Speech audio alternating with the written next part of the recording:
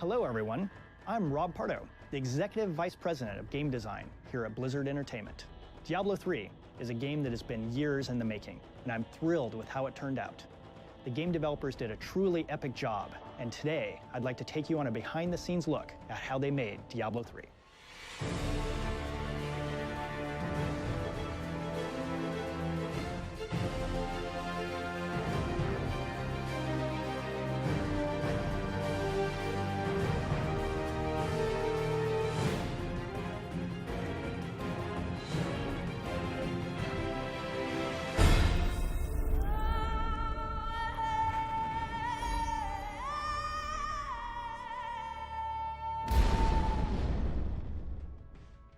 Our first stop is with the cinematics team.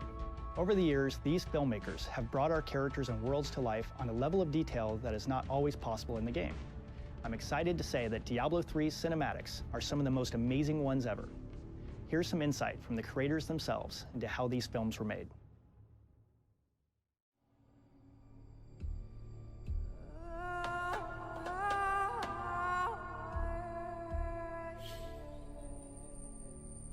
Diablo is our darker IP, and it is usually an opportunity for us to do something different than we normally do with our other titles. But to put a spin on it, the Blizzard spin, just enough to make it feel unique is something that's always exciting for us.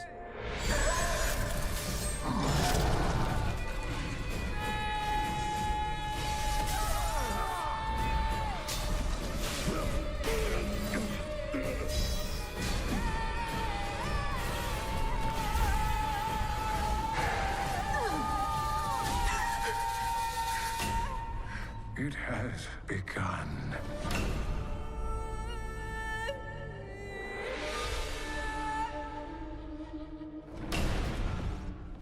Just like the game itself was reinvented a few times over and over, so were the cinematics. Back in 2008, we were working on what we thought was Leah at the time.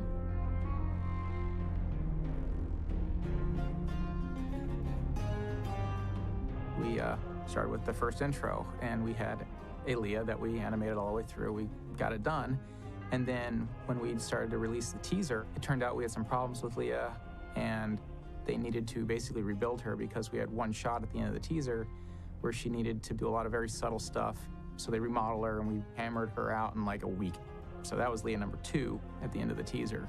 We actually animated an entire different version of the church intro. And we not only did we remake Leah, but we remade that entire cinematic.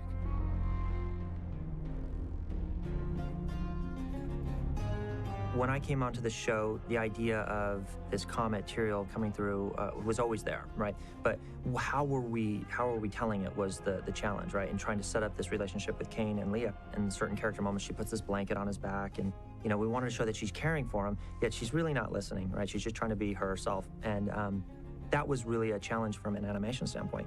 Just to put the cloth on Cain's back was a struggle, right? We'll generally render all those elements independently. We'll render Leah by herself. We'll have frames of Cain by himself, and we'll have frames of possibly the blanket by itself. And we'll have to, in our compositing software, we'll layer them appropriately and build a composite. Look at a shot and you count the elements. Look at the major assets that are in there, and then dust particles, and you've got atmosphere. Then you'll have a character, and any one character is probably made up of 15 to 20 layers sometimes. So it adds up pretty quick. Just depends on the shot. Although it might not feel like a very big moment, it was a very big character moment, and we're really trying to focus on the story. And so those types of things we rally behind. Even though it's very difficult from a production standpoint, I felt that it was very important to describe these characters. So it was something that we pushed forward. None of this makes any sense to me. It turns out that an attractive young female is one of the hardest things to do in CG. The art direction for Leah, we want her to look very pretty, almost like a doll-looking character. She is one of the very first female characters that we're trying to achieve realism combined with our Blizzard art style. We're chasing a realism that can make you believe she actually exists. Having a softer look on the female character is a huge thing for our director. We've had to throw pretty much the kitchen sink at her to get her to look good in all of our shots. We finally found like a method that works pretty well is we place area cards around her to really just wrap the lives around her and give her a really dreamy kind of feel. And then it was something that director looked at it and he was like, wow, this is it. The close-up shots of Leah are the shots that we were able to really push the bar, raise the look considerably, and get really soft lighting and really great-looking subsurface scattering and skin. Getting the subsurface qualities, to how the light bounces around underneath the skin, really controlling how big her pores are and where the colors of blood are under her skin and, in the textures. Her skin quality, I think, is really one of the best things we've ever done here. Not to mention her eyes. The trick in her eyes is making sure that the reflections are there. It's all about the reflections on the eyes and getting the highlights to be just in the right place, make it look interesting, no matter what angle you're shooting from or what the lighting scenario is. In past, we've treated the eyes as sort of a singular component. This is very different. The eyes have 10 or more components to them, not to mention the textures associated with those to make them look that realistic. Even when we're looking at each other, you can tell your iris goes slightly in, the pupil comes slightly out from that, and without that kind of fine detail, even in 3D, you notice. I think we put a lot of realism in her eyes, but I also enjoy some of the shots where we see her full body and we see the body mechanics and her facial reactions. Leah was very, very challenging for animation because her model looks realistic. We are always fighting with the uncanny valley. Many people talk about the uncanny valley, where characters that are 3D sort of approach a sort of human-like quality, and instead of feeling like you're attached to that character, you start to feel uncomfortable with that character. You're used to seeing humans every day, right? So when you go to see a CG human that's close but not quite right, and there's something wrong, it just pulls you out of what you're looking at. We don't necessarily want to hit reality exactly. We want to film some reference, but abstract reality and come up with a performance that engages the audience, but doesn't necessarily try to match exact film. Because if we wanted to get perfect reality, we should have just made a short film, probably. I think that Blizzard has started to crawl out the other side of that uncanny valley, where you have a lovable and great persona in Leah that doesn't really bother you from a CG perspective. Her emotions are on her face. She travels through the cinematic and you know exactly what she's feeling, what she's seeing through her eyes. And you don't feel uncomfortable with her. Her character really seems to stand out. You feel attached to her. Prettier than what we had seen before. But when you start thinking about that and what people imagine heaven to be, it's like, it's difficult to deliver on those. We have a concept team in cinematics that creates all the concepts related to the cinematic. These guys will do character design, environment design, effect design, color scripting, just touch upon everything that is design work within cinematics. When we were working on wing development, the first wings that we started were Imperious. We had several examples from the director and art director as to what the wings should look like. He wanted something that people never seen before. It's kind of like the sun flare. It's very aggressive look. When you think of an archangel and you think about him smiting the wicked, it would probably be the most scary thing to behold, beautiful and scary at the same time. We talked a lot about different colors. In the end, I really pushed hard for just this golden god. He obviously doesn't have a face, so we can't identify with him emotionally from his facial expressions, but his wings are his emotional expression. It's like a dog's ears. When he's mad, things kind of get brighter, and when they're alert, they go up. When we finally settled on a concept, we were able to turn that into a 3D element that really sort of sung as it pushes energy from the center of Imperious out to the tips of his wings. Imperious thankfully had some sort of shape already drawn into the wings. They kind of look like eagle wings, so we came up with an idea to model the rig after a real wing. Because it looked like a bird wing, we decided to put a bird structure inside the wings. And we could compress and extend the wing like a bird would. And at the same time, if we decided we wanted to make each independent strip break apart from the bird wing, we could do that too. So we needed a wing with an incredible amount of flexibility. So his wings had a lot more research and development than the Tyrell's wings did. Tyrell's wings is relatively easier because just the nature of the design is not nearly as aggressive. It's a very soft, flowy, peaceful looking wing. His wings are still essentially a bunch of octopus tentacles, but the difference is we got a little bit more complex with the movement. We drove these procedural sine waves down the wings, radial manner from his back, It's really hard to animate something that's organic, that's seemingly dynamic. So his are always doing this kind of waving motion. And so we have this controller that basically just puts this wave into it. And then the animators can just kind of put in how much they want. During parts where Tyrael is calm, we try to keep an even sine wave type of shape going through it. Whenever the things are getting heated up, we try to increase that sine wave and try to make these patterns a little bit more chaotic. Another layer on top of that is we simulate it with a cloth solver to give it this wavy, lagging feeling. And then once that's done, it goes to effects, and then they put on all the other sparkly stuff and smoke that comes off. Tyrael's wings for the effects department are another big challenge.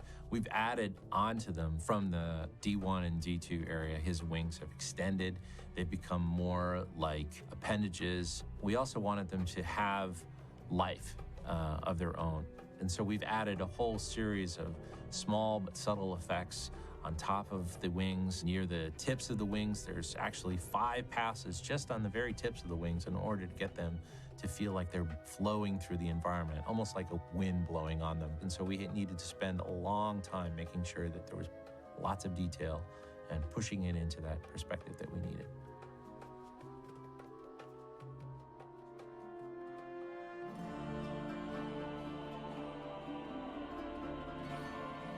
Heaven is gold and a lot of white and stone. And I mean, it looks like Liberace's palace, right? You know, we really had to be careful with some of this stuff. We wanted people to understand that it's heaven and deliver on some of those expectations, but we also wanted to put our spin on it. And those colors and those palettes, it's just really difficult to work with. With gold or any metal, you have 2 techniques, you have 2 ways of making it look nice. It's basically all about what it's reflecting. Imperius, for example, is full of metal, very reflective. Tons of revision trying to get the correct gold shader for him. It started as a very copper, warm color kind of gold, and it transited into a uber gold, what the director called it. Nick wanted this kind of brush metal look, so we kind of digged into the shader and tried to achieve something like that. So the final version is slightly more desaturated, but it's still very rich in the gold kind of essence. And also, of course, I have to say about the wings of Imperius, it's a huge light source, which we cannot really, bring into a 3D software or render with that effects together. How do we get the reflection of his wing to come through on the armor? It's very expensive to actually calculate the proper reflections of all of those pieces next to each other. The only thing we could do is kind of create cards and just kind of fake it. Rather than reflecting all of the different elements, we'll simply texture map it onto a flat plane and then just reflect that flat plane. That makes it go a lot faster. It's a lot cheaper that way.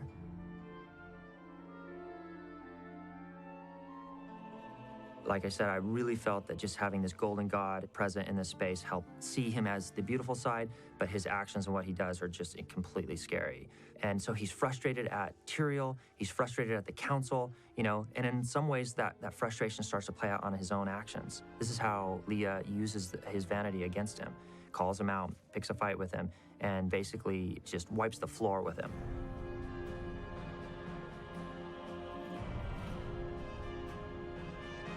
To balance that and get the characters to work, right, and really be able to see what's going on with the wings was just this amazing challenge. The destruction shot at the end of Heaven's Gate is the most complicated destruction shot we've ever attempted at Blizzard Cinematics. We started off with mere 2,000 very large pieces, and by very large, I mean the smallest piece was probably the size of a Volkswagen Beetle, and then broke that down into many hundreds of thousands of pieces, all individually cut. And then on top of that, many millions or billions of particles that are streaming off those pieces in order to make that feel that large. The dust cloud for the Heaven's Gate sequence is the largest atmospheric sim we've ever attempted. It's one of the real reasons that you can feel the scale of those gates.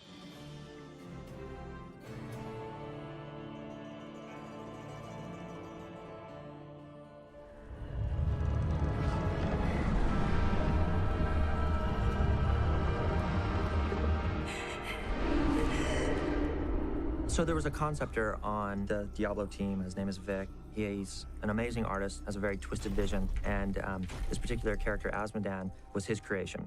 Asmodan, to me, is the most appealing character because he fits into the world that we created, but he isn't, to me, have to walk that tightrope of a line that we had to with Leah in terms of keeping her real. We just had to keep him believable. the challenge of creating a crab-like character, multiple eyes, a furnace mouth, right, that's going to have talking lines, we had our work cut out for us. The first hurdle was the fact that what was drawn in the storyboards, his proportions were completely opposite what we ended up getting from modeling in the final actual design. He had very interesting proportions and hit a lot of interesting poses that we couldn't quite reach when we actually started modeling the character out. So when we were building this guy, we had to push him quite a bit in order to reach those. The storyboards had long torso, long arms, short little legs, and he was doing certain actions, and then we were supposed to do those same actions with a shorter torso, shorter arms, longer legs character. Some of the moves he had to do, like bending down, punching the floor, which is almost physically impossible. So we have to be able to do that in a convincing way and try our best to cheat sometimes. We basically had to break and fake the rig. We had to break everything. His whole back end comes off the ground that you don't see because he physically can't do what he's actually doing. The only things touching the ground are like the first 3 legs. And so it was our job to actually make him believable moving without breaking him much. So on so many levels, he's not a biped, he's this crab character, right? He's got this crazy mouth, he's got multiple eyes, and he's got a huge speaking part. I was tasked with the challenge of making a character talk who didn't necessarily have lips. We got creative with that. We realized by rotating parts of the jaw that wouldn't normally rotate, we could achieve some of the shapes that you would think would be what the lips could make. Creating mouth shapes that would create certain sounds. It was like trying to animate the predator talking. So we just tried the best we could with what we had. And sometimes with creative limitations, you come up with some great stuff. I defy you. It was a lot of late nights getting him to where we got him, and it's really exciting to see his character come to the screen.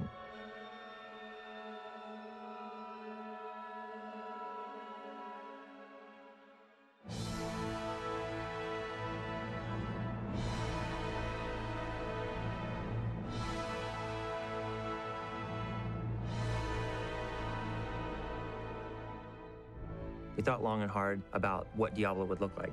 Would Diablo be the Diablo from Diablo II? Would we re-envision it? And one of the things that Chris was really excited about was actually taking it in a different direction and really pulling out some of the feminine qualities of Leah and bringing them to Diablo. Back in the day, I don't know that we ever wrote this down, but it's always been one of my favorite hooks, is that Diablo and his brothers, or any of these prime demons, they have to manifest in the physical world through a host. And given the fact that they all have very different kind of thematic kits, for instance, Diablo is the Lord of Terror, what he does when he possesses you is that he reaches deep and pulls out your darkest nightmares. And I had always surmised that in Diablo 1, we had this big hulking red brute. I always imagined that the person Diablo possessed to achieve that form was King Leoric's youngest son, Albrecht. And I always imagined that that was Albrecht's ultimate vision of what would scare him. And in Diablo 2, obviously the villain of Diablo evolved. Now he's got a tail and he's a little more Godzilla-like. So how interesting this time around, where Diablo is manifest again through the body of his mortal heir, that it would be female. We really looked at the design, and there was a lot of insecurity about that in terms of like, well, could we pull it off? And would it potentially take away from some of the shape and viscera? Talking to the dev team, like, yeah, what do you guys think about making Diablo a chick? I think a couple people stormed out of the room. It was not pretty. But over time, we just started drawing it out, and slowly but surely these designs started to come forward. Like, this is actually kind of compelling. It isn't quite as crazy as it sounds. And we wound up with what I think is a fantastic new design for the character that still sings to all the classic Diablo motifs, the big back spikes and the ram horns and such. But I love this new incarnation. We embraced the idea that Diablo would be a female, and it was really exciting because it was a totally different direction for the IP, and felt that we pulled it off. And I hope that the audience sees that, and it's subtle. When she comes out, she still has a lot of the things that we relate to, the horns, she's got the fire coming out of her mouth. But when you watch her walk, there's just a subtle grace about it, right? And there's just a little bit of hourglass to her silhouette that I think that if people are really paying attention, they'll catch on to it.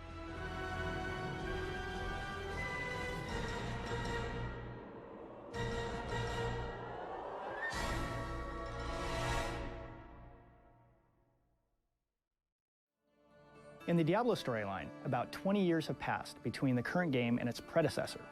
This gave designers a rare opportunity to dig out the story of Leah, a brand new character in the franchise. To learn more about her background and the role she plays in Diablo III, let's meet some of the folks who brought her to life.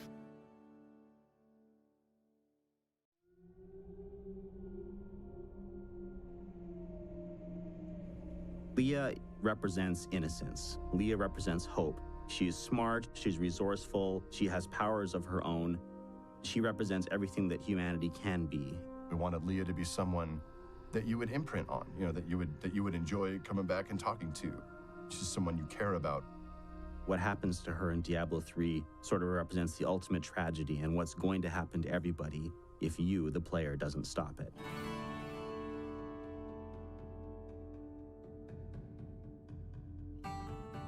I remember as we were developing the initial beats of Diablo 3, one of the designers had this idea for an NPC.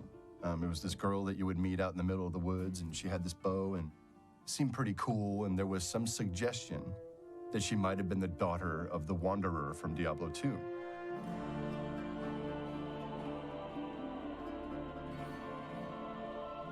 We had created the character of the Dark Wanderer, who was supposedly the hero from Diablo 1 that had defeated Diablo the first time, and had, in an exorcist kind of way, taken Diablo's spirit into himself.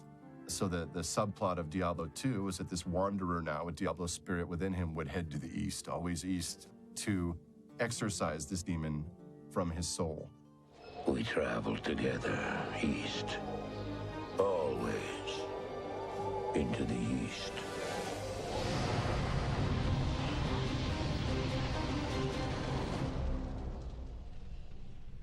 Her mother was the witch Adria. Adria was a character that occurred in Diablo 1. I think we look at her as this woman who is obsessed with the occult, with arcana, with chasing, mysteries and magical powers over the course of her life.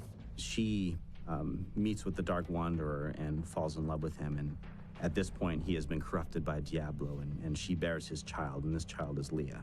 It was clear that she was not fit to be a mother, and potentially she had her own dark mission, such that Adria gave up Leah for adoption. Ultimately, it was Cain, one of the few survivors of the original tragedy of Tristram. Cain recognized that this baby is very special, kept her safe, for the past 20 years. He potentially knows that evil is lurking within her, but because he carries so much guilt from the past games, trying to help people understand that the sky is falling and not really taking action, that he felt that he needed to take her on and raise her the right way. But on the other end, he's like, if this girl, is so much looks sideways, it would be my job to actually take her out.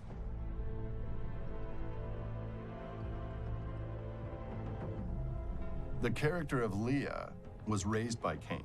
And since she was a little girl, he's been roaming around the map doing his research. Looking for pieces of this thing called the prophecy of the end days. He's trying to piece it together and interpret it to figure out what he can do to stop the end times from coming. What can mankind do when the forces of hell show up to defeat them?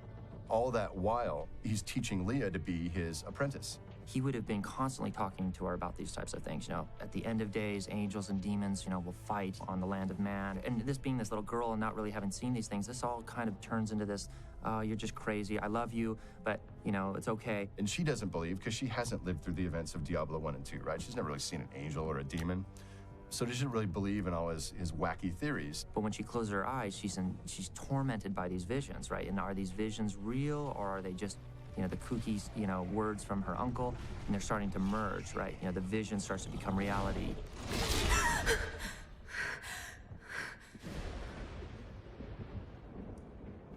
Leah, are you all right, my girl? It was nothing, Uncle. Over time, she is learning all these skills. And at some point in Diablo 3, we really come to a point where she really must step up and be the successor, even though she doesn't believe as he did. Has she seen enough to begin to believe that what he saw coming was true, and that she needs to kind of respond to her own hero's call? Even in the heart of heaven, angels can still feel fear. And in trying to solve the riddle of how does Diablo come back yet again, we kind of had the idea is, well, maybe he comes back this time through his mortal offspring. All the way back to the Great Exile, that this has all been Diablo's plan. At a certain point, he discovered the idea of the Prime, the idea that all the evils could become one and become exponentially more powerful than they'd ever been before. And that essentially the last 300 or so years has been his plan to off all the other evils. And now, for the first time, all the essences of these 7 prime evils now go into Leah. She turns into Diablo and becomes the one prime evil. It fits with a lot of the stories that were told in the original Diablo and Diablo II, where we see really precious characters succumb to this kind of corruption and madness and evil. And so this was an opportunity for us to take a character that the player got to directly interact with, and hopefully that the player really likes, and see that exact thing happen to her. It was just too evil for us to resist. To see her father, Diablo, take her over and turn her into a demon lord is the greatest tragedy we could think. I certainly think she's tragic. It's tragic what happens to her. But I think the truth of Leah is that she is innately heroic. You know, she's a good person. But this evil was, rooted at a genetic level. And the turn that her life takes was inevitable to some great degree. When ultimately her turn comes, it feels terrible. We want you to feel like you've been socked in the gut, like, oh, anyone but her.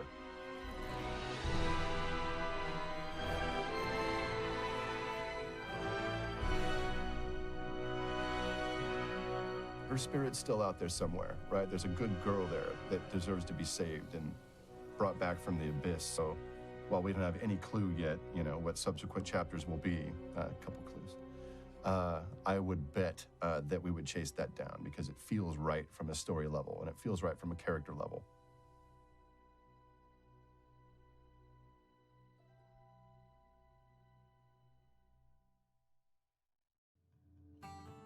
Making a game always comes with its own unique set of challenges. To give you a look into the process of building Diablo III from the ground up, we're going to talk with some of the developers who have guided this project from start to finish.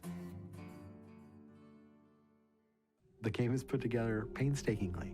The basic process generally happens like this. It starts with the, basically breath of an idea. We'll have, the through line of what the story's supposed to be and the main points we have to hit. What we do then is we go back and we brainstorm, we try to come up with, how will this affect the world? What would be a cool world to put this story into? And that's again, a collaborative effort that really goes all across the entire board, where the designers and the artists get together and do that. We try to, whenever we can, break that out of just being a design-driven process. It's better when it's driven by the whole team. Engineering, art, and design are all working together from the beginning. When people have these great ideas, they can kind of come out of nowhere. Every voice matters. We've brought in the most talented people in the world. It'd be ridiculous to not take advantage of all that. We define as little as possible, but enough so that it can be a branching off point. Once we have that sort of solidified, then we usually go into more of a concepting phase. They will tell us what they need to see. We put it on paper, and then we go from there. And they will make it happen. Sort of riff off the ideas a little bit, we say, what does it need to do from a story point of view? What does it need to do from a game point of view? It's not just going to be the concept guys, generating the idea, and it's this waterfall flow of you do this, then I'll do this, then you do that. Collaboration between the teams is a really huge component.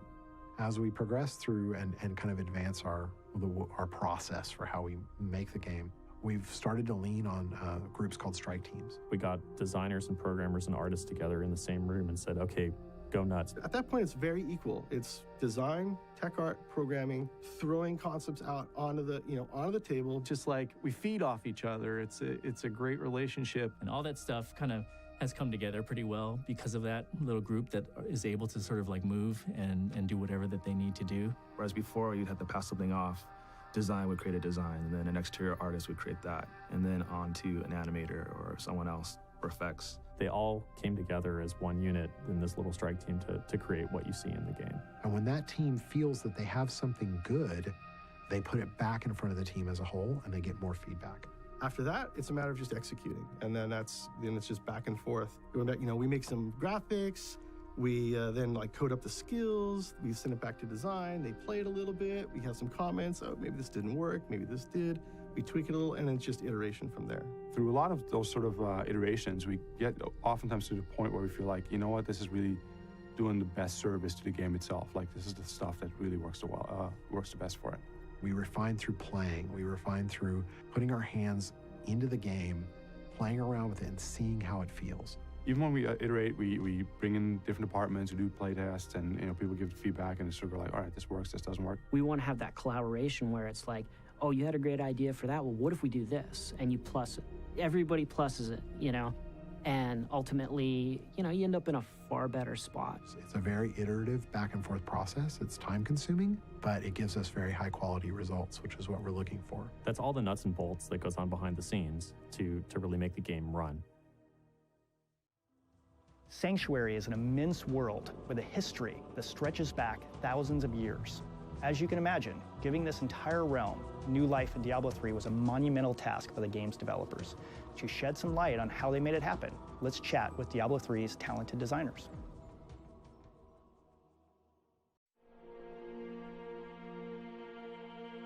Storytelling was a really interesting challenge for us.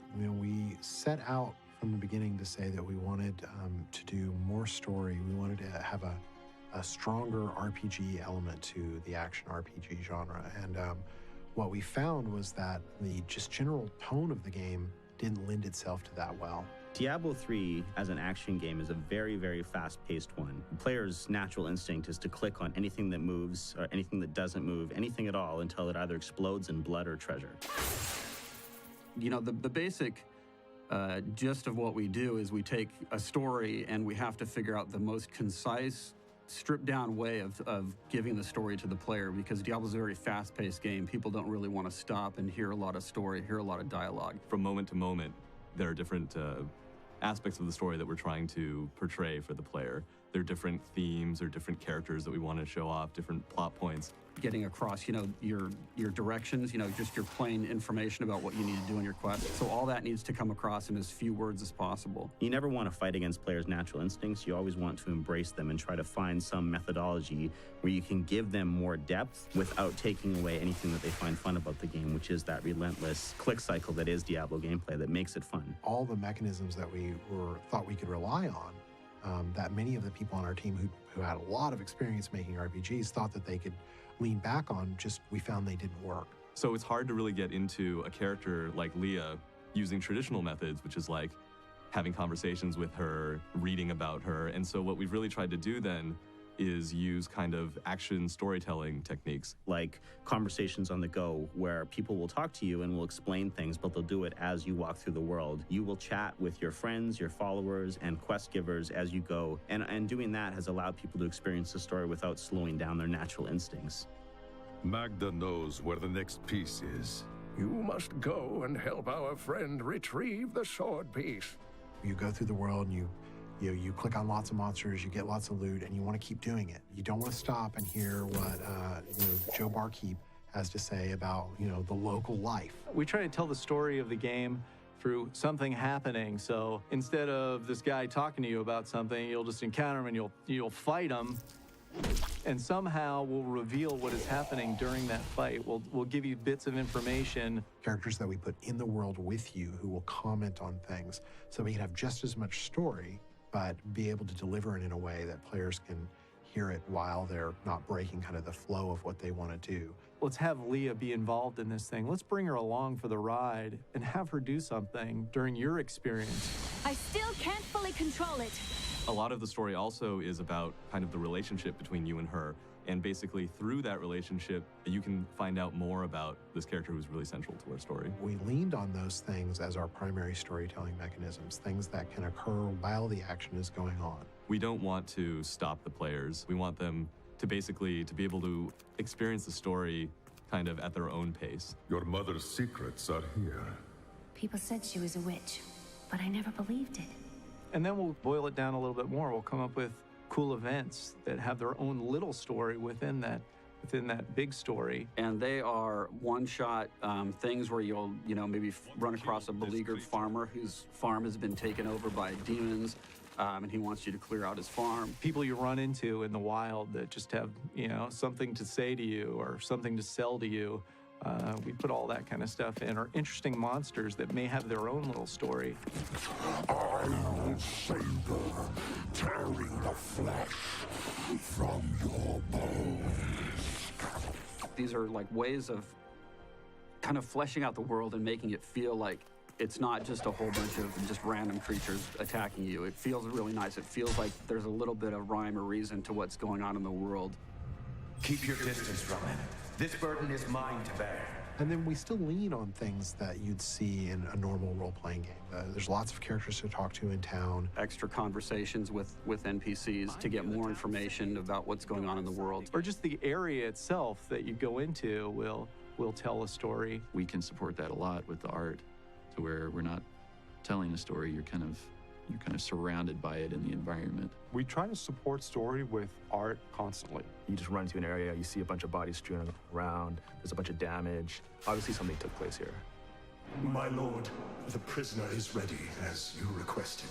We have the concept of lore books. Lore books are things that you can find in the world that give little tidbits of history, quotes from famous characters. My name is Latdanan, and I'm cursed. Once the captain of King the Oryx army. You don't need to do them, but if you're really interested in story, and there's a good percentage of people who are, then they'll find that there's all these layers of depth in the story that they can dive into if they're really interested. We explore a lot more of the world. It's not just that we see more areas and new areas. We also have a lot more depth in the world. That sort of depth, I think we open a lot of doors for people who are interested to learn more about Sanctuary and its denizens, about the other cultures. There's something that's really important to the storyline. We will make sure it's conveyed to you in different ways. A person on the street might kind of echo a part of that story. You might get a lore book that also says the same thing. And as well, we, I think, ask some questions that are interesting that we don't even answer in the game. So we leave people with this curiosity to explore more of the world. The implementation is kind of like putting together a big puzzle. So it's really kind of figuring out how to make these pieces work. And when you could figure out a way to do it in a situation where it feels like there's just no possible way to do it, just is really satisfying. So I think we've succeeded pretty well here. I think we can do even better in the future. And we look forward to telling more and more interesting stories in Diablo.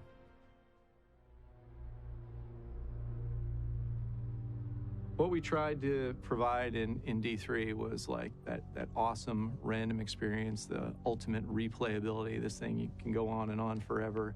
And how we did that was, for the dungeons, they're essentially like you had in D2. There's tons of random rolls of these things. We created lots and lots of rooms and encounters and things for you to play through. And these things will roll randomly. Every time you play, you're going to get a different dungeon experience no matter where you go. Building dungeons in D3 has got to be one of the most challenging things. You have to make the dungeon out of pieces. You know, it's almost like constructing it out of smaller components. Every room has got to be able to seamlessly connect to another room. Not only that, but you've got to be able to make something that's very cool looking, very interesting looking, but also something that's not too unique.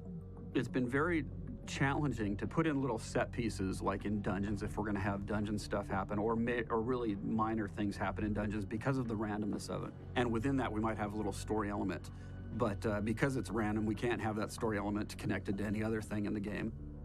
We figured out how to make little self-contained little story events, as we call them. The environments themselves, the exterior zones, are all handmade. Whenever we're building an environment, we need to know the basic goal, you know, of what the player is going to do there. Rather than having them be randomized like they were in Diablo 2, we've made the outside of the area is all handmade so that we can have choke points and points of interest and areas for little scenes to play out, or ways to tie the area art into the storytelling so that we can make it as much of a character as any characters you actually meet in the game. What we tried to do was create a world that you felt like this was a real place, and you're visiting Sanctuary. When you're running around, this is like, I understand where I am and what I'm doing. Likewise, we've increased the amount of randomness in it so that we can still have that real Diablo feel by having large portions of the interior of those zones completely switch out. We set aside spots in the zone that can be random, usually saving big events or some story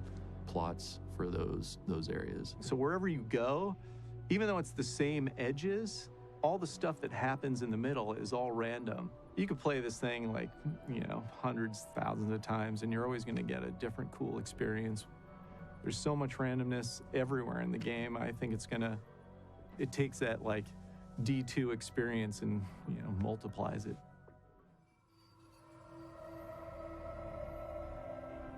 It was very important early on to say, you know what, let's make a game that has all the great things from D2. It feels moody and it feels scary and it is frightening. Diablo is such a fast-paced game that we have to constantly provide new experiences and changing the mood. The top priority is gameplay first, right?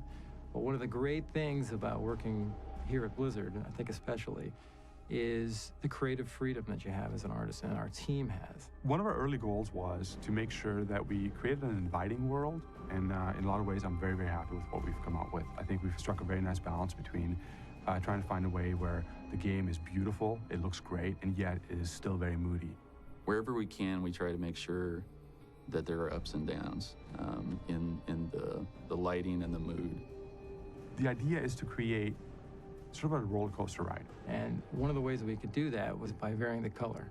When you add a lot of color, you can really evoke a lot of mood, but it also changes the pace so that you're not always in the same thing all the time, and it keeps it interesting. But it does change within the game itself, meaning there's areas where we take it down a little bit, there's areas where we pop it up a little bit again. When I first started working on the project, we tried to go for dark in the sense that we make everything very gritty and dirty. There's oftentimes a misconception where people feel like, well, if you want a moody game, you just, you desaturate, you make it more gray or more brown. We don't have to be colorful everywhere. We can control the color. We can still have dark areas, but we can make use of the color to create mood and feeling. So if you walk into a certain dungeon and it's very red, you're automatically going to feel like, uh-oh, hey, this has a sinister feeling to it. And our hope is that when you play the game, that you will fall in love with it. You will fall in love with not just the game itself, the look, the feel, and then ultimately how it made you feel. Epic hero classes are a bold new addition to Diablo III. Expanding depth and scope of these heroes was a big goal for the game's designers. Let's find out more about what you can expect from these exciting new classes.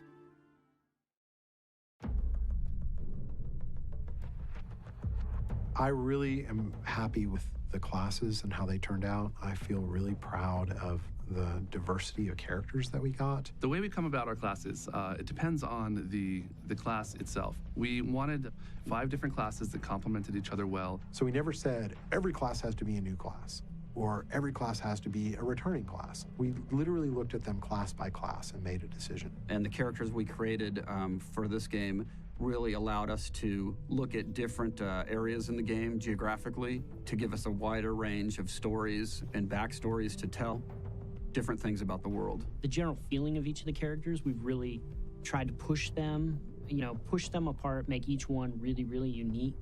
And so we put a lot of emphasis on just the visual read of each of the characters. You don't just worry about it being really cool in and of itself, which it has to be, but you're also trying to make sure that it fulfills a certain fantasy for the player where they can say, that's the class I want to be. But then you also have to consider what the previous classes were. How does this really stand apart from everything else? We brought a couple classes back. We've taken new twists on sort of old classes as well. We felt in a lot of instances that, using the Necromancer as an example, we didn't feel there was anything we could bring to the Necromancer that we hadn't done great in Diablo II. And that was, if we had one dictate, that would be it. It was that we didn't want to bring anyone back verbatim. If we were going to bring them back, we had to introduce new mechanics or somehow vastly improve the character. When we did bring back the Barbarian was some character that we all liked and felt that could have been done better. He was really the first class we wanted to do, primarily because he was familiar. That's the one we actually could do the most with, that we felt was not very well explored, that we could give these super powerful, high strength, almost Hulk-like moves to. We put a lot of twists on him. We took many of the favorite skills that people had, like Whirlwind, and made them better. Plus, we took a lot of new skills and sort of explored those and found that twist in the Barbarian that makes him this earth-shattering, rage-filled warrior that fulfills all those fantasies that people have when they play a Barbarian. The actual first skill we added to the Barbarian was Seismic Slam. He just takes his axe and he hits the ground and he creates an earthquake in front of him. Everybody understood what the Barbarian was after that. This guy just carries this giant axe. He's super strong. He's gonna knock you out in one blow. From an art standpoint, we try to support all that stuff with kind of a visual language. And if you look for it, you can look at the Barbarian and you'll see he's all squares, very blocky shapes. From material standpoint, he's all leathers and furs and metals. The barbarian is much older now than he was in Diablo II, and his homeland was destroyed during the events of Diablo II and Lord of Destruction. The world was destroyed for him. Ultimately, his people, his beliefs, and everything are gone. But he's still around, and now he has nothing. And then he's trying to find some purpose in his life when the game begins. And when he sees that meteor streak across the sky and hit in Tristram, he knows that he's found that moment he's looking for. And really what he wants to find is that epic death that every barbarian craves. A foe worthy of my blade. Our second class that we did was the wizard. You dare to bring the warmth of life into my tomb? The world of Sanctuary has lots of different types of magic users in it. While the sorcerers and necromancers are very well known, the wizards of Chaldeum are probably equally powerful. And the wizard was one where we said, well, we know we need the glass cannon, mage type character. But what we didn't want to do was make an elementalist. We didn't want to make somebody who just did fire, lightning, and cold. That seemed very limiting. You can tell that we took some of the classic sorcerer spells, things that we felt were just the best part of playing a magical class in Diablo, and we preserve those. Teleport is a big one. She's also about time manipulation, and she's also about arcane magic. We liked this idea of like old school role-playing game character, or the idea of just a pure wizard, somebody who can conjure things out of thin air. She's I think the fantasy is to be a glass cannon. And that's a difficult fantasy to deliver on because players want to feel like a glass cannon where I can do lots of damage, but I can't take much damage, but I have a lot of tools to avoid damage. I think people saw the wizard and went, well, that's just the sorceress. But when they actually see all the abilities that we've put on her, they're going to find that she's a lot different than the sorceress. Likewise with the witch doctor, for example, we wanted to have a pet class like the necromancer was in Diablo 2, but we wanted to have some major twists on it. So both the witch doctory shamanistic background, the little undead twists by the fact that he's bringing all these sort of voodoo animals back to life to make them fight for him and so on. That was a really cool twist that we had to a pet class. Witch doctor's cool. We were really attracted to the idea of the witch doctor because it was an archetype we hadn't seen. He really took on a life of his own.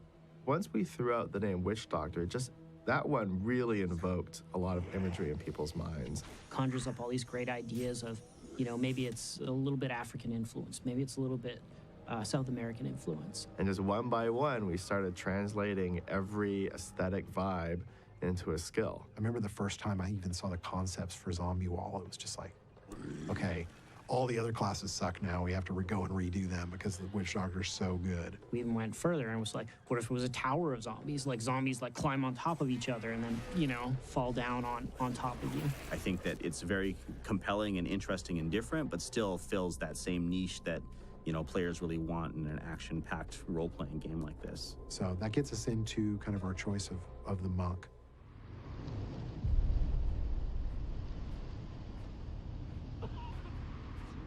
Are you heading to Alcarnus? And the monk was somewhat contentious because we didn't have our big kind of armored shield-wielding character. But again, that was kind of what was appealing to us, was we'd already done with the barbarian and the wizard some more standard classes, so we really wanted to explore the idea of some non-standard. And we were thinking, well, the witch doctor has a dark tone to him. I think we need a light tone character to balance them out. With the monks, we've given a brand new culture to the world. We've shown them Ivgarad and what these monastic holy warriors can do, and it's this cool mix of Rasputin meets Shaolin that these guys bring to the world. He serves the 1,001 gods of his religion. He alone, kind of because he's this perfect warrior, he can do whatever it takes, whatever the gods need. The monk, for a lot of people, they were like, wow, what's a monk look like? The monk is very round shapes and has a lot of peaceful shapes, circles and spirals. Like Eastern Kung Fu style monk with elemental, like the fantastical takes that you see in media sometimes. Like if I do a kick, you actually get like a swirling tornado of fire coming out. And then the final class we did was the Demon Hunter, and the Demon Hunter originally was supposed to be a ranger. we knew we needed a ranged attacker. In Diablo II, there was the Amazon, and the Amazon as a ranged attacker was, pretty big favorite. And we wanted to make sure that we captured some elements of the Amazon class in our Demon Hunter, but we also wanted to put our own spin to take her up a level. We also wanted to be a little bit more on the brooding and dark side and a little bit on the scary side. A lot of medieval armor pieces, darker colors, reds, browns. And so we kind of changed the kit to Demon Hunter to get the idea, one, to get the tone right. Ranger feels kind of high fantasy, and that's not necessarily Diablo, but Demon Hunter, well, what could be more Diablo than a person who hunts demons? The Demon Hunters are this almost ninja clan-like group of warriors who will gather people from all over the world. Anyone who's been suffered by demons, if they see some spark of life or fight in them, they will take them and train them and send them out to be people who will destroy demons and stop at nothing, be even as relentless or more relentless than the demons themselves. From an attitude standpoint, it's an angry character. The Demon Hunter's story is we wanted it to be somewhat tragic and grim, to offer some really harsh motivation for the character to just be a vengeful spirit. The Demon Hunter has come here of her own accord, looking for essentially vengeance, and with very good reason.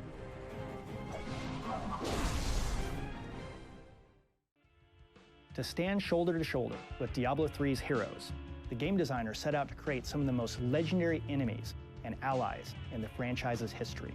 Here's a glimpse at how this cast of monsters and secondary characters was created.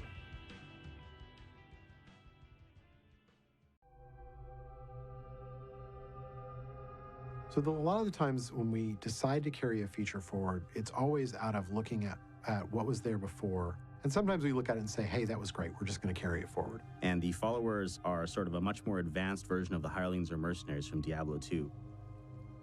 One of the things we wanted to do to really set them apart from the hirelings was give them personalities. They're not just cookie-cutter hirelings anymore. And now they're literally characters who are inspired by you or who feel that there's something to gain by being with you, so they have a lot more depth than just a hired hand. There's a lot of work that's just gone into making them part of the story, giving them context within the world. They're more real NPCs, I guess, in Diablo III. And I think you get attached to them in ways that you never really could in Diablo II. Take heed, traveler. Cultists guard these desert roads, and they will slay any who pass. They're welcome to try. I have come here to kill them. Then you must not go alone. I shall accompany you. Basically, they're another tool that we have to bring story into the game. They have their own feelings about the world and feelings about you. They're different from one another. We have 3 different followers. Each of them offers you something different. We have Cormac, the Templar. He's a member of an order who wants to stop the demons from invading the world. We have Lyndon, the scoundrel, this underhanded, crossbow-wielding guy. He is a shameless ladies' man. He'll be flirting with everybody, from the female characters to Leah to townswomen. And lastly, we have the Enchantress. She's a mysterious character who speaks of this enigmatic prophet and her sisters. Followers are yet another way that you can sort of customize things in the game. So you can choose different skills for your follower to help you out. They're there to help you diversify your build at a time when your character is simplest. The followers are great at sort of being an adjunct to the build of the player character's class. So whatever skills you take, however you choose to play, you can find some variation of a follower that'll help you with that. The Scoundrel, for example, a ranged character, good if you want magic find bonuses. And also, if you're a barbarian, you might want someone shooting arrows over your shoulder to help you out. That doesn't mean you spec'd take the Templar. The Templar can be spec'd to heal you. He can come up there and melee, but he can also increase your resistances and give you other buffs like that. So they're kind of a diet party member, which is cool, but you can customize them. So you can tune them up to help augment your playstyle, like another set of skills. They can all be respec'd easily and cheaply, so you can format these people into any form you want. What I like the best about them is that they give color commentary to the world. They make the world feel more alive. We've always wanted to give them more life in Diablo 3, make them part of the story. The Chancellor kept it safe for many years, and never left. I think the most important thing that tech-wise that we've done for the followers is a bunch of systems to have them have conversations with you, like when, during downtime or when you're walking to a quest, or even when you're in town, they talk to each other. They have a lot of things to say about what the world is, what's going on in the world, what the world is like to them, so they have each have a unique viewpoint. When virtue tarries, evil smiles. And I think that some people will take them just for their personalities alone. It may not matter so much what their powers are. They just may enjoy spending time with the scoundrel and hearing his snide, smart-ass comments to pretty much everyone you meet. You shouldn't waste time chasing women. Waste? Time is scarcely better spent. You're talking back and forth with the follower. They're telling you a little bit of history about the area. If there's danger, they're going to tell you. If things are a little bit comedic, they'll throw in a one-liner. And it just makes the world more colorful. How did you know about the ambush? I am an enchantress. The ways of magic and illusion are familiar to me. We can have this relationship grow between the player and the follower. So over the course of your adventures with them, they'll reveal aspects of their character, they will reveal secrets about themselves, and also they'll become your most stalwart allies. When we place monsters, we like to think about what kinds of skills we've given the player. Ultimately, Diablo is about finding new and interesting ways to beat the candy out of monsters. Because it feels so good to slay huge groups of monsters and get fantastic rewards as a result of that. So that's where we hit on these ideas of building monsters in a specific way so that we could behead them, so that we could dismember them, or they could have their skin ripped off and their guts spilled out on the floor. And that was the thing that we were charged with early on, was make this game more visceral than Diablo 2. The goal of a monster is to make them different than every other monster. Someone once told me, does that character look cool enough that you want a sculpture of that sitting on your desk? Okay, if so, you're probably on the right track. I feel like we've got an enormous amount of depth and variety in visual look, in play styles, in mechanics, and I think that the mechanics that we designed on both sides interlock well. It's an engineering challenge to try to make all the monsters subtly different from one another and really interesting for the player. So based on each skill set for each class, that presents us with a lot of different strengths and weaknesses. We have to think about what kind of person is going to be rolling into this group of monsters? What skills are they going to have? What equipment are they going to have? We try to make them as flexible as possible, but when you see a group of monsters, you should have an idea of what you're going to do. Part of the look of the whole overall package of the monster is the way that they act. I think with a game that's concentrated on second-to-second combat, I think that's where you kind of get your gain in the AI, is the subtle distinctions of the combat. There's been some interesting stuff with the creatures and the size of them. It was a combination of what did we like about Diablo? Of course, we love the Fallen, and you got to have skeletons. But then what's going to be new and have new kinds of impact? With that, we wanted to focus on some things that we hadn't done. And in a lot of cases, those were large, crazy creatures. I think one of the more interesting ones was this character. It's the brick house. He's this big dude who kind of summons in the middle of combat. Like, the first place that you see this guy is the keep. And the keep has like these doors, these little tiny doors. Hey, I'm gonna run back through that door. That guy's not coming after me. The door's like this big. And then he just like runs up to the door and boom, he just blows the whole doorway out.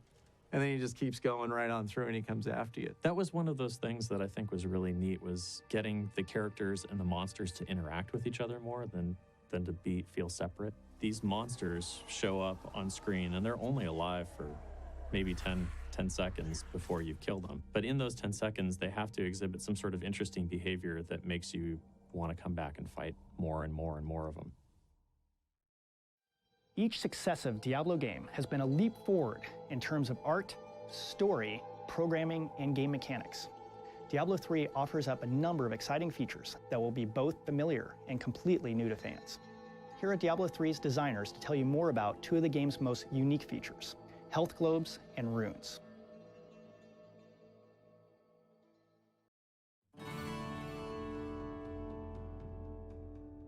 One of the challenges that the designers were faced with was making the rune system, which is an incredibly complicated system. Skill runes change what your skills do. They like add bonuses to your skills and they kind of change some of the focus. It's a really tough choice sometimes looking at what different runes do to your skills. The runes were actually an idea we came up with a few years ago, that we were like, how can we inject more customizability into these powers? We'd originally talked about ways in which the runes could be simple so that they could just give you small bonuses to stats. Initially, we pitched the idea, well, maybe I'd find a rune that increases the damage of all my skills by 10%. And someone said, okay, well, what happens when I put that in teleport? And we're like, What the designers really wanted was something that was completely crazy. It was nuts as far as we were concerned. As we said, you know what? We're just gonna design these runes to be different in every single skill. And if that means that we reinterpret what that skill means, great. And that sort of open-endedness is a really big engineering challenge. But once we started playing around with it and seeing how cool it was to actually totally change the functionality of a spell just by putting this thing in there, that thing really took off and became a larger focus of the game. One of the things that we did was we wrote our own scripting language and gave it back to the designers so that they could do the freeform scripting that they needed to. And it just resulted in a bunch of really cool different powers. What I didn't realize is how much work we were signing ourselves up for at the time. And what was initially I thought was going to be like a 2 to 3 month feature wound up being probably a 2-year endeavor. Just really fun. It's just another way of customizing your character. You know, the way I play my Demon Hunter is different than the way you played your Demon Hunter. And not only do I have skills to choose from, I have the runes to put into those rune slots, which are going to change my skills even more. It's turned out to be a huge win for us. We get a very big variety of skills. It's amazing to see what they come up with. Their imaginations run wild, and the game's much better for it. It's funny when you talk to people about Diablo 2 and they say, what did you love and what did you hate? And they're like, man, I hate potion spamming. You'd collect a lot of potions, you'd save them up for the boss fights, and then whenever you're in trouble, you just constantly hit the key and try to recharge your health. I hate that like the solution to every boss is to just hit the potion key over and over and over again. We wanted to make it so that that wasn't a mechanic of the game anymore. We tried several different health mechanics early on. First, we tried what we called a potion dilution. That meant that every time you hit your health potion button, you'd get a debuff on you that would reduce the effectiveness of future health potions for a certain period of time. What we found is you just hit the button more. We tried resting to restore your health, and then it just seemed like you were hiding in a corner all the time. We took a page out of the FPS book. In an FPS, if you think about it, when I want to stop taking damage, I take cover. There's no notion of cover in Diablo. And when we came up with health globes, it just really changed the whole kind of feel of the gameplay. You have to fight, you have to be engaged in the game to try to get the health to drop. So it's a really dynamic gameplay thing. And, you know, we put the cooldowns on potions, so it's very much moving away from the spamming, some potions. And it's just a dynamic way of giving health back to your character that really fits in with the action-oriented gameplay of Diablo. And we put that in, and we haven't looked back ever since.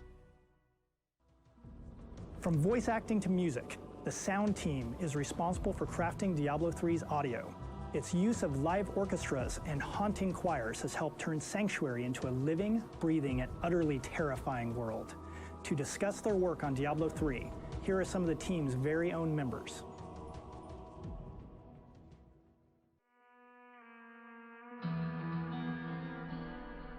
When you go into a Diablo game, you need to feel it, and the sound is a huge part of how you perceive the game.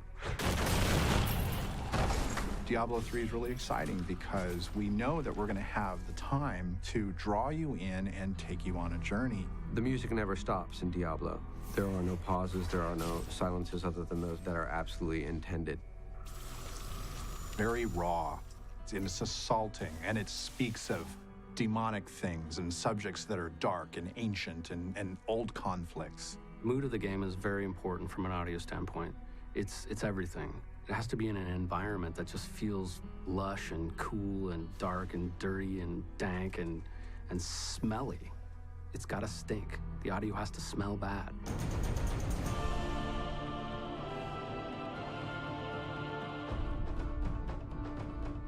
We have an incredible staff of composers, including Glenn Stafford, Derek Duke, and Russell Brower, and I'm doing a bit of it myself. A composer is like a writer, like any other storyteller here at Blizzard. We create worlds and we add immersion to the experience of playing the game. All of us composers here at Blizzard, we wear a lot of hats. We take our music and we mix it, we edit it, we master it. Ultimately, by the time it gets into the game, it's something that's more cohesive and sounds similar across the various composers and for the different elements of the game. The story of D3 involves this massive clash of the heavens and the hells, and the sense that the music should become more ancient and primal, and then also grand and exciting. These are the kind of thoughts we had as we began to fill our palette with colors that we would use for Diablo 3. at the core of it is still the original melody ideas and timbres from Diablo 1.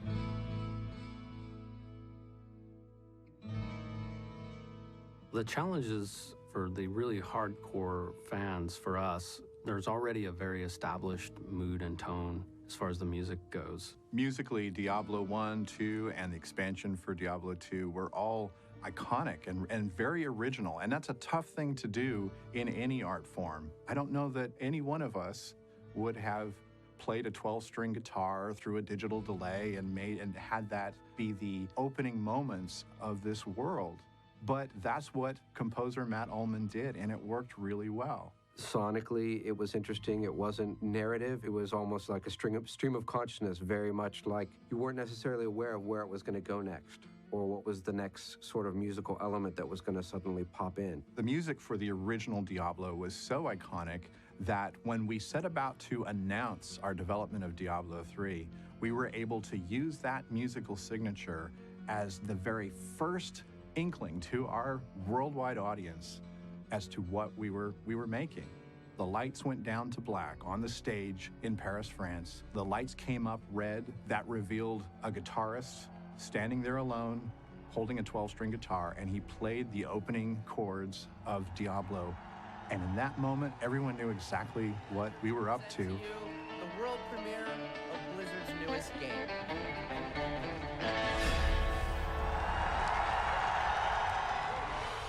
It was an amazing experience with, I believe, something like 11,000 people in the room. In recording the orchestral music for Diablo III, one of the basic tenets we had was we want this game to sound completely different than World of Warcraft and StarCraft.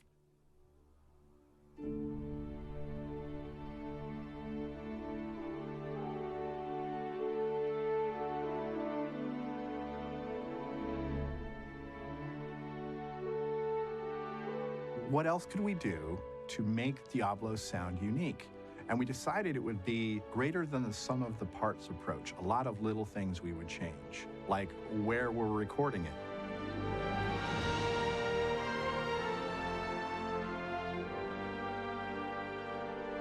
What we're doing with Diablo is we're recording in an old-fashioned concert hall. This is a hall that was designed for live performance and not for studio recording.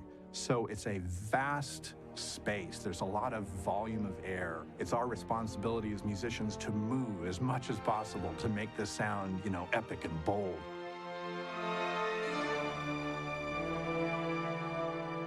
If the most ancient form of music is for other people to hear in a live situation, then maybe it follows that the concert hall is the best environment to hear music that's supposed to be as timeless can be.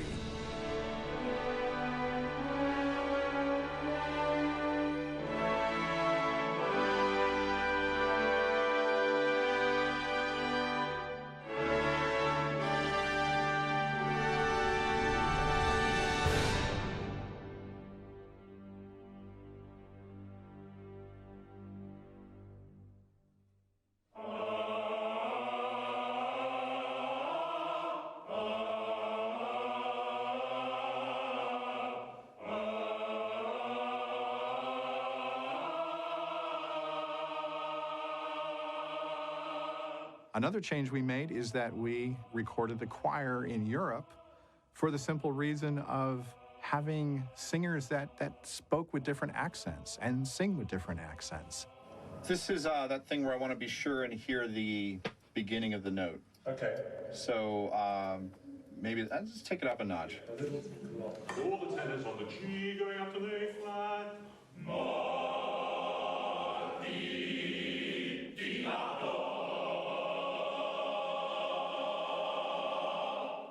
Anytime you use human voice, you can reach people like no other instrument can.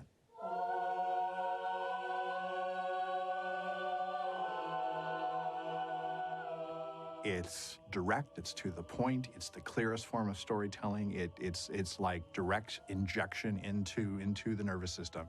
And then when you put 2, 3, 4, 90 voices into a space and you record them, you're drawing analogies with the world of Sanctuary and whole cultures. It's subtle, but it's a microcosm of the story itself. You can describe that in 20 or 30 words, but a musical phrase performed just the right way can completely convey that in just a few notes and a few seconds. It literally can give you chills, and that's the wonderful power of music.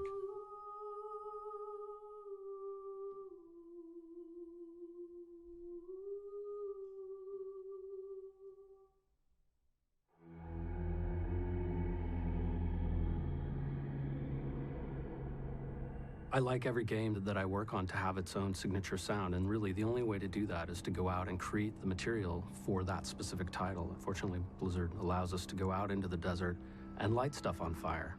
Safety first. Do not try this at home. All right, what are we setting up for here, guys? Little miniature bomb, if you will.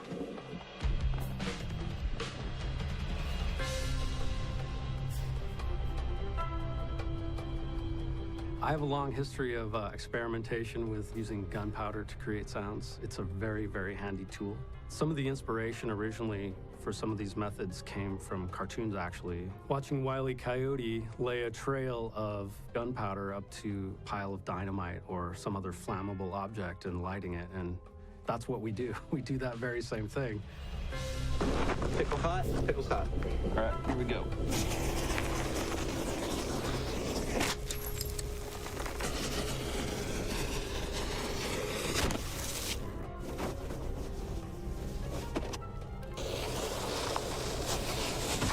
Heroes like fire. So do the people who work on the heroes. Make sounds for them.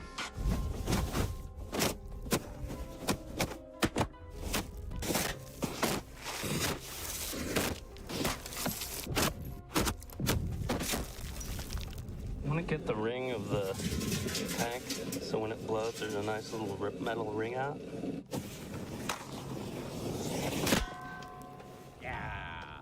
That's an interesting method that we've used over the years, and I'm still perfecting it, and occasionally it goes wrong and doesn't work out. But we're always rolling tape when it does happen, so something cool usually gets taken home. Are you okay, dude? I'm fine. Let's go get some beer. I've never actually completely blown myself up, because I am here, as you can see. I think we'd try something different on the next one, yes.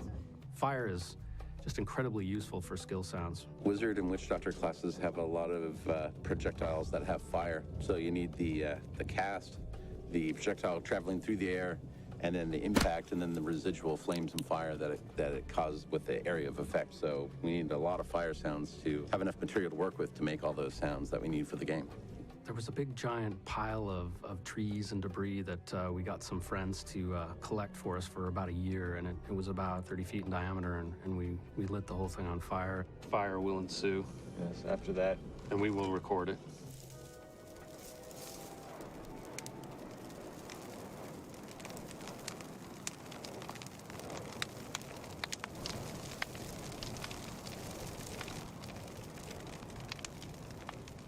The sounds while it was burning were pretty cool, but the really cool thing was after it burned down to coals, we sprayed water on the coals, and we got all this really incredible crackling and gurgling and all sorts of lava-type sounds, which are really useful in the game.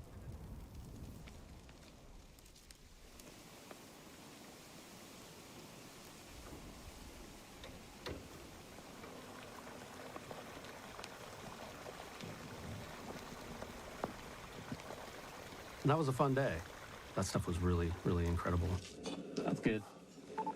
Grazie. Not just any angel. I was the Archangel of Justice. My fall awoke the vengeful dead, who were slain unjustly during Diablo's reign of terror. There was nothing I could do. This is perhaps the biggest voice undertaking we've done at Blizzard so far. I think that StarCraft 2 had about 3,000 lines, but currently our estimate for Diablo 3 is anywhere from 13,000 to 16,000 lines.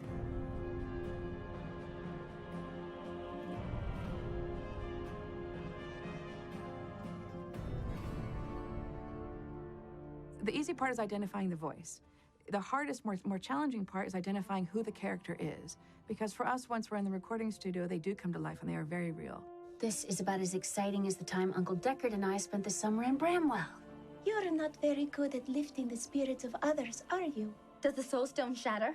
Do the demon lords break free? Diablo's essence was finally trapped in a soul stone and banished to the unfathomable abyss. He has led the angels of the high heavens to victory against the forces of hell countless times. Casting is probably 90% of the equation. As much as people might want to rush through it and just find their voice and get in the booth, the more time you spend brainstorming with the team to start with, to really hash out exactly what they want, to really dive into the kind of ethos of the character, the more time you spend doing that, and then the more time you spend looking under every stone, listening to hundreds of auditions, that really helps you solidify who your character is and what you want. It is nothing compared to the Grand Maesters. It is named Akanesh, the Herald of Righteousness. A sharper blade was never forged. Yeah, I mean, with a lot of prompting from dear Andrea, our casting producer. She heard a voice that she liked, and I just sort of went to town on it. And, you know, with a bit of coaxing, it got more and more badass. Preparing for Leah in large part was through interaction with the writers and our directors. For me, it always comes out of what's the story and what's the world of the story. That's the beautiful thing about games, is every world is different, and this world is very unique. When I actually got cast as the wizard, it was quite exciting. I was like, ooh, I know that. I need more mana. So it just seemed like a natural fit. They said, you know, cocky wizard guy? Sure, I'll play that. Sounds good to me. How is the Enchantress different from other roles that I play? Well, the other roles that I play are usually, like, really down here. And I really think that voiceover is like kids playing in a room together, because suddenly you're just there, you're having fun, you're letting your imaginations go, so nothing has to match anything. And I think what I love most about voiceover is suddenly, after all this work, all this talk, after all this searching for this actor, this voice, right in front of your eyes, boom, all of it comes together. Tell me, what will we do once we have trapped Belial and Asmodan in the Soul Stone? Don't worry. I will make sure no harm befalls your children. He was never one to lead an army, always in the shadows, much like his mentor, Mephisto. You don't see that actor anymore. When you get it right, you really are tapping into something bigger, whereby you are channeling your male demon hunter, for example, and it's pretty exciting. That is not a demon's way. They prefer to torture, to taste their victims' terror. Poison is far too civilized for them. What's difficult with this game is that there are so many lines that we have to get through, and there are a lot of names to learn and pronunciations. You two search for Belial while I hunt Magda. Belial, Asmodan, Juriel, and Andariel, and the prime evils, Mephisto, Baal, and Diablo. Mephisto? Mephisto? Mephisto. Say it. Mephisto. Mephist. Oh. Don't forget you're part of the deal, cool. Give us the Soul Stone! Creature sounds for me are one of the funnest things we get to do. I always tell people it's pretty amazing when you get to bring a grown man in and just play. I see the motion here. So when you have amazing monster actors like the ones we've used for Diablo, the things they can do with their mouth and their vocal cords are phenomenal.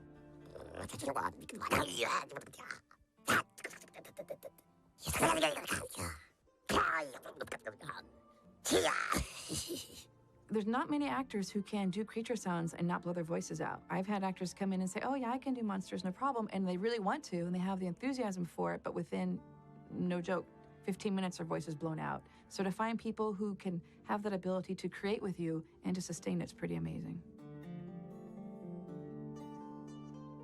I think, having worked on World of Warcraft and StarCraft and now Diablo III, we are really upping the bar. You know, not only with the amount of dialogue, but the amount of storyline we're able to tell and the amount of context for our characters. I mean, none of our characters in any game I've worked in so far have these many lines. So with that, you do get to create a more well-rounded character. You do get to create more in-depth emotional responses, and you get to take your character to places that we don't usually get to do in our other games.